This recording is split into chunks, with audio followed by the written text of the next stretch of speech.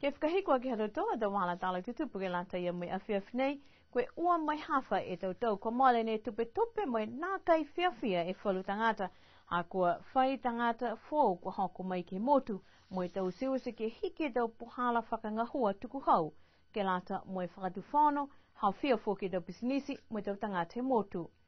Ka koe tangata ka Rod Vermani whakangahua e whakatu whono ke whakahanga mitake tau puhala ngahua, ke he tuku hau hai niwe pia foki moe whalu ni a tau whakaharoanga, ha kua kisia e tō tualahi moe nā kai mitaki e tau puhala kua whakangahua ke tau tuku hau ke tau kwa mole.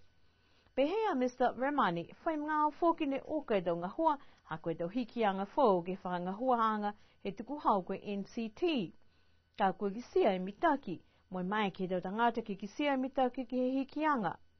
Kai whiawhia ia he mitaki e nofo hana ki he motu, mai manako ke tuku atu e tau whakahau e lai ke tau tangata kua ngahua moia ke tau whakahauranga tuku hau.